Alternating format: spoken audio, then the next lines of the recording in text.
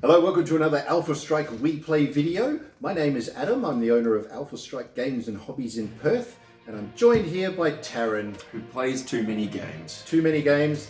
That's games. not true. You've still got plenty more games you can learn and then forget rules later. Yeah, I was like going to everybody say, else does. trying to cram the rules in here. Alright. So today we are going to be doing an unboxing for Marvel Crisis Protocol, and it's your favourite mate. We have Mystique. And Beast. So he's pretty cool. He's pretty cool. Yeah. So Mystique. I've heard some stuff about Beast and his card and his abilities, so I want to have a look at that. But that's going to be kind of funky, I think. So we're doing. Yeah. So that's who it is. So CP43 of the X-Men, and there's still a lot of X-Men stuff to go. Yep, I'm going to do a little swoosh.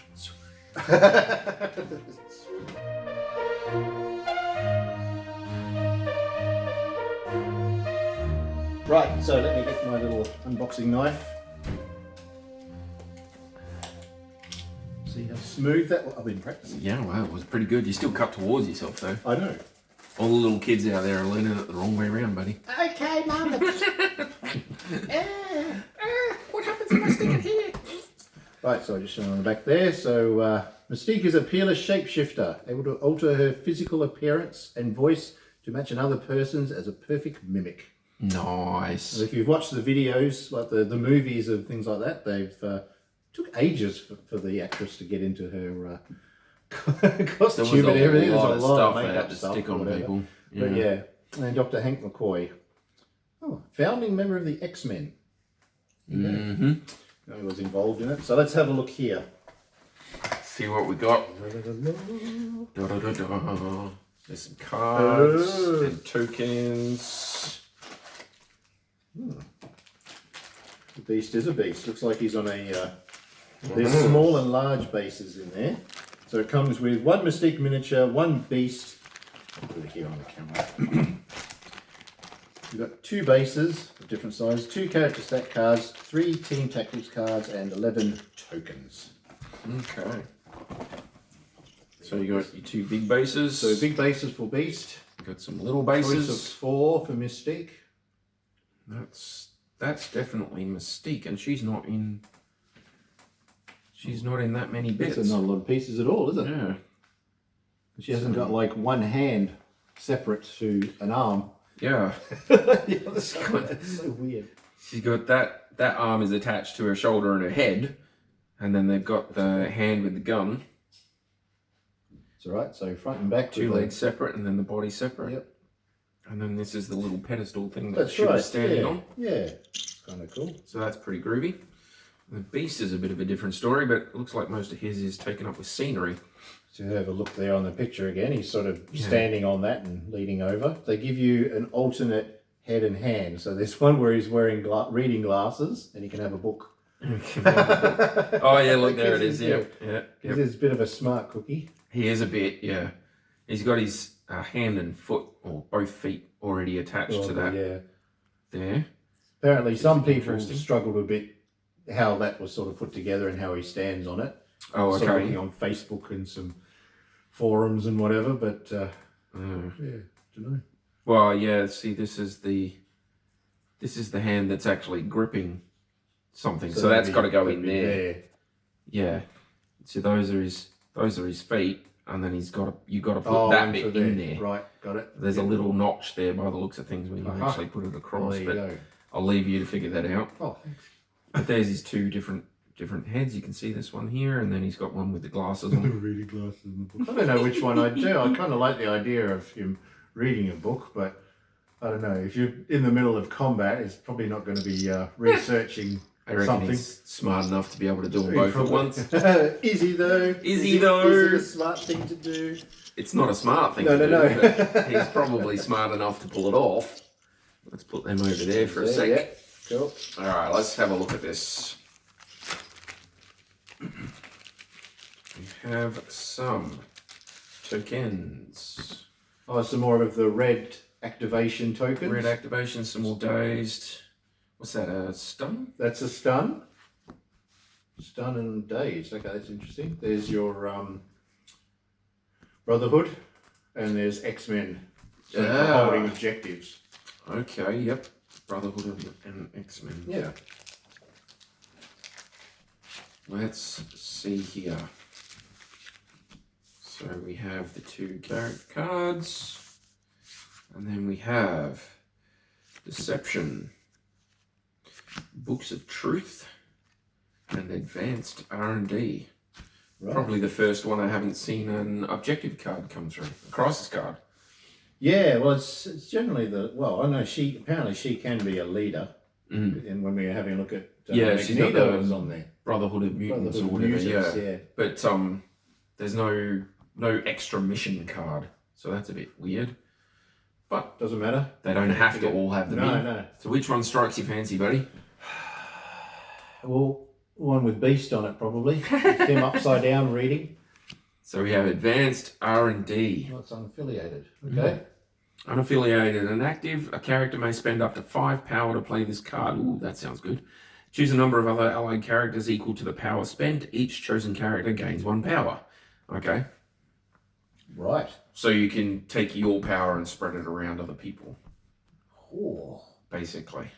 That's pretty cool. It's not too bad. You could use that with, Magneto likes his power, but imagine using that with like the Asgardians, which get their power quicker. Oh. And some pretty powerful abilities too. So yeah.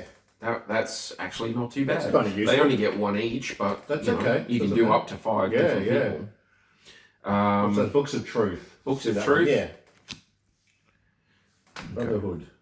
Brotherhood of Mutants. It's reactive. When an allied Brotherhood of Mutants character is attacking or defending at the end of the modified dice step of the attack, before the calculate success or failure step, it may spend 2 power to play this card. This character rerolls all of their attack or defense dice, including skull results.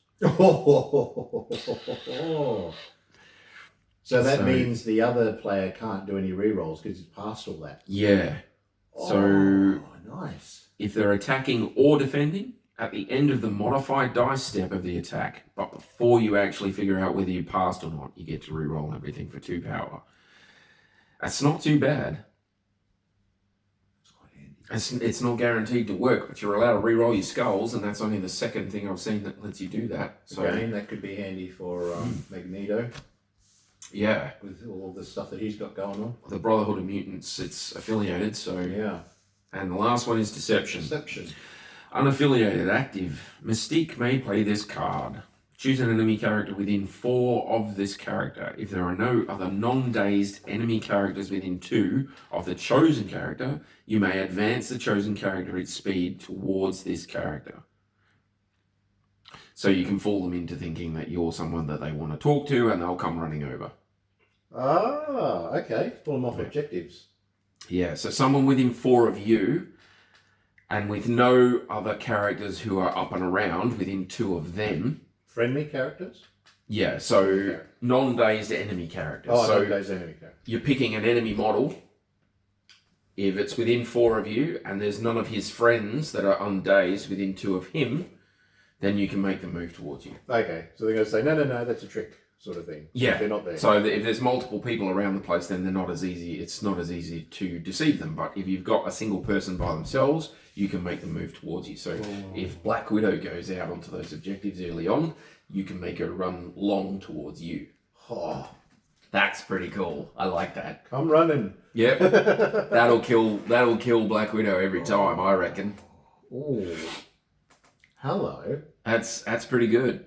It's a little odd and it doesn't sound like much, but making them move towards you, especially with characters with bigger movements, it's pretty good because they're moving up and they're getting those objectives early. And then if you can get within range of them and drag them off those objectives before they capture them, or even after they've captured them, it's still good. You're bringing them into your territory. You may advance the chosen character. Now, imagine if Magneto set up all those terrain bits. You just draw them in and then boom. Yep. That's not too bad. I like it. Cool. It's kind of cool. Cool. All right, so who do you want to look at first? Let's do Beast. Beast?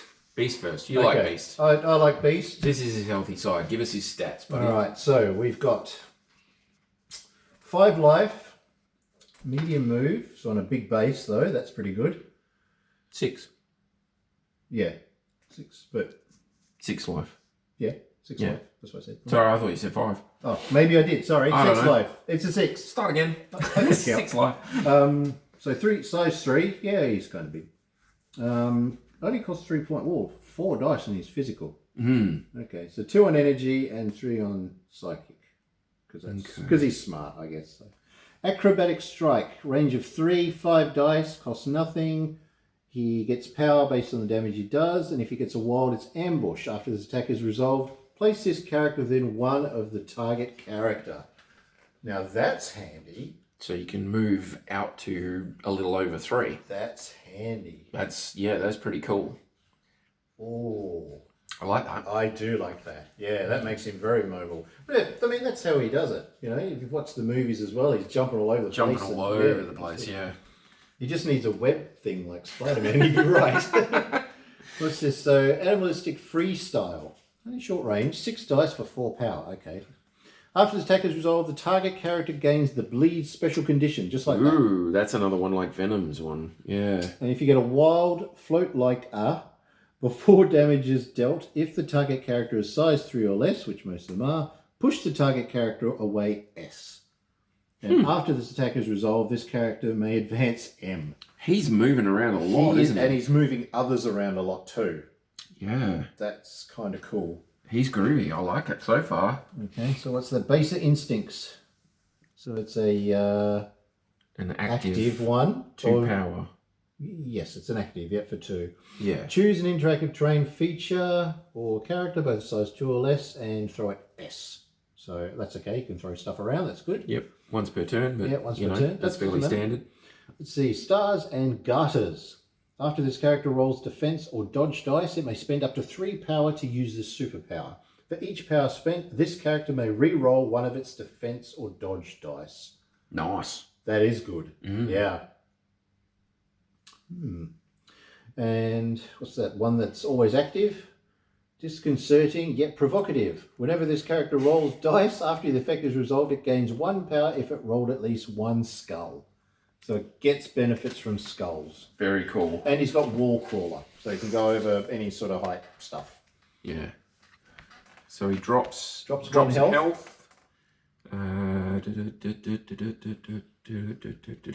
Everything else stays the same. Is the same. Okay. Yep. So a total of 11 for the game.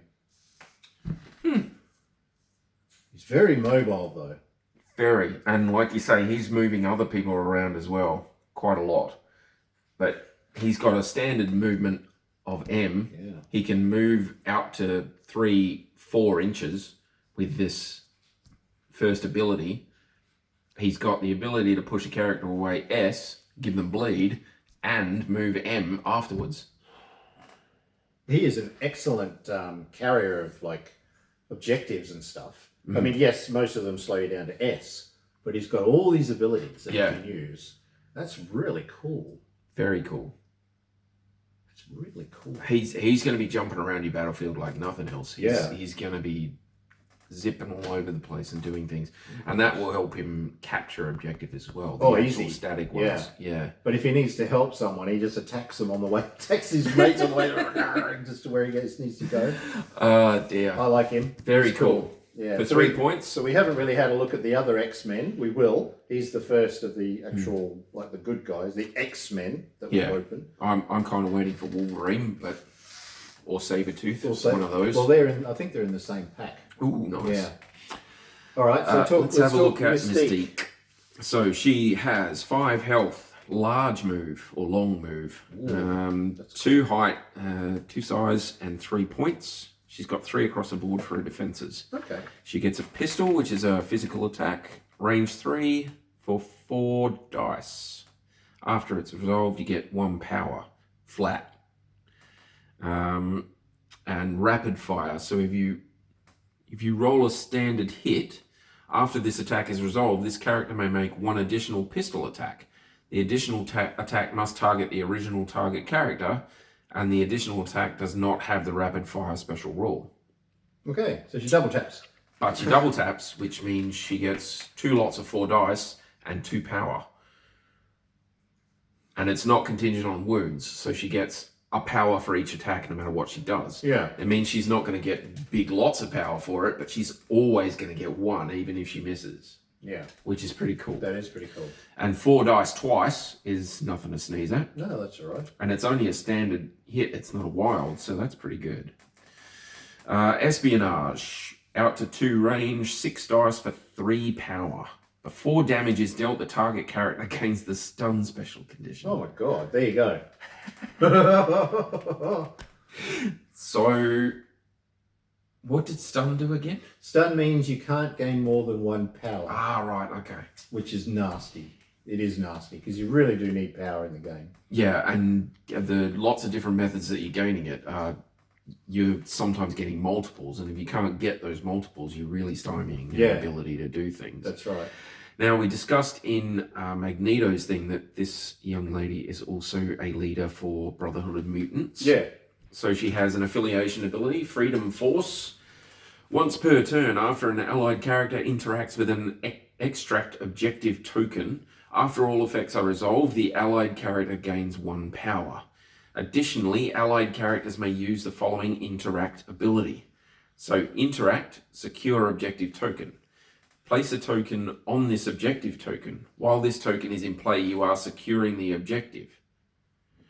Remove the token if an enemy character contests this objective token.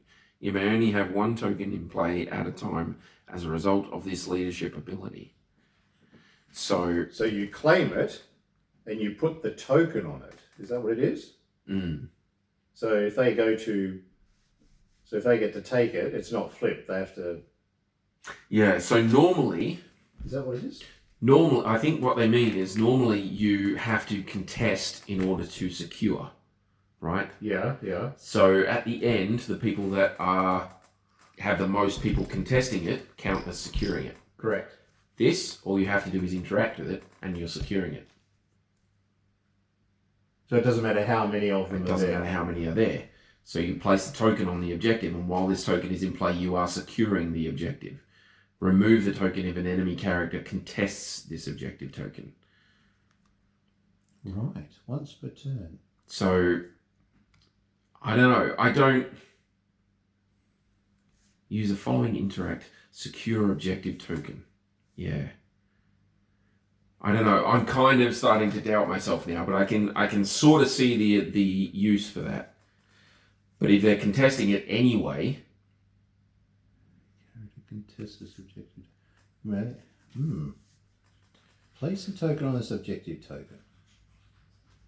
While this token is in play, you are securing the objective. Yeah.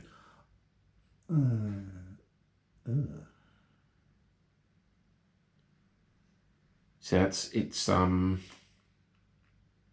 it's a bit moot if I'm honest, but I'm sure we'll figure out what it does properly later. But that's what I'm reading there, is if you interact with a secure objective token, like the serum canisters, they're a secure objective token. So place a token on this objective token. While this token is in play, you are securing the objective. So you don't have to contest it. You don't have to do anything else. You just have to be within 1 and use your power to interact. You remove it if an enemy character contests the objective. But I would suggest that would even work on things that are already secured by the enemy. So if the opponent's already secured an objective, you can just move into 1 and interact with it to flip that to yours. So you just place the token. Yeah, you're just putting a token on there and you're securing it now. So you can only have 1 token in play at a time as a result of this leadership ability. So I don't know. Securing. It's weird. Place a token on this objective token. While this token is in play, you are securing the objective. Yeah. Now, I can't remember exactly what order the end phase happens in. If the end is you do your points first and then you secure items, then this is valuable. If it's the other way around, then I don't think it really matters that much. But I can see some usefulness for it. Even if you can't find a use for that, this is pretty good.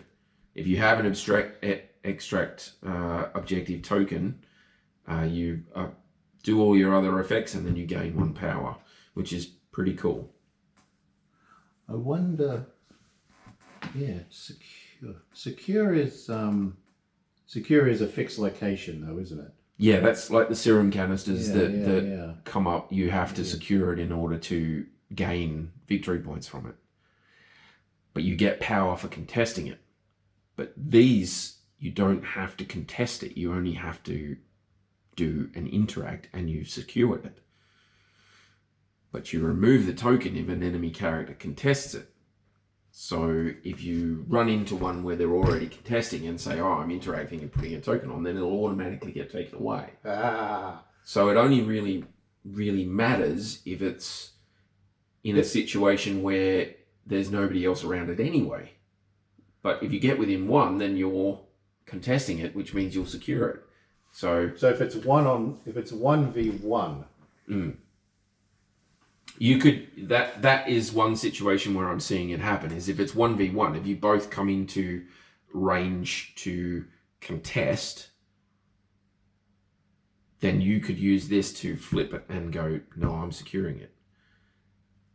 Because you're not, but it says remove the token if an enemy character contests it. So contesting is just being within It's just being within 1. Because you get a power for contesting serum canisters, and all you have to do is be within 1. So again, I'm not 100% sure on the usefulness of that, but this is pretty cool still. We'll have to have a nice deep think about the rules at some point. She has an active which actually takes an action. It's 3 power action. Choose an interactive terrain feature of size 3 or less within 4 of this character. Enemy characters within 1 of the terrain feature suffer 2 wounds. Whoa. The terrain feature is destroyed and removed from the battlefield. This superpower can only be used once per turn. So expert sabotage, indeed. So she stuck a bomb in a terrain feature of size 3 or less, and it does 2 wounds. You destroy it, and it does 2 wounds to everyone within 1. Yeah, forget dodges and whatever else, you take 2. Yeah. That's pretty good. Wow. And she's got several passive permanent ones. So she's a martial artist. So when this character is defending it against a physical or energy attack targeting it from within 2, this character adds blanks in its defense roll to its total successes. Oh, nice. Which is pretty good. Yeah. She's got Shapeshifter. So during this target's activation, enemy characters cannot use reactive superpowers or reactive team tactics cards. Oh, that's sweet. That's very cool. Very cool. And then she's got stealth, so characters must be within 3 of this character to target it with attacks. Okay. So there's a pretty narrow range there.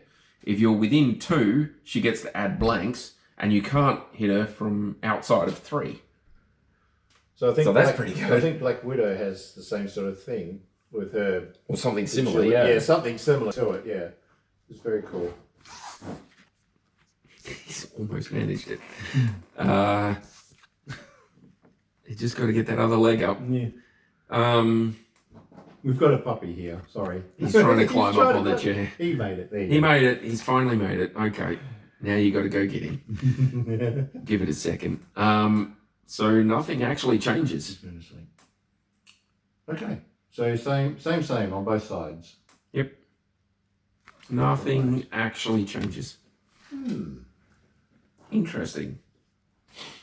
I think we'll have an aha moment when we look into her interact thing. I'm go, sure. Wow, that's really cool. I'm sure you guys have already seen it, but yeah, we're having a little difficulty. There will be a point where we'll go, Yeah. But yeah, that seems a little odd to me.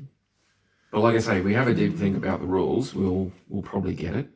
Expert sabotage is pretty groovy. Very cool, yeah. I mean, just straight 2 damage, man. Yeah, straight 2 damage if you're within 1, and it also means you can get rid of terrain features that other things might be throwing at people. True. And yeah, I like this ability to reroll and stop people using reactives. Yeah. That's really good. That is very cool. Because some of those reactives, especially things like Venom and that where you get an actual attack for a reaction. Yeah, It's that is pretty powerful, stopping them doing that sort of thing.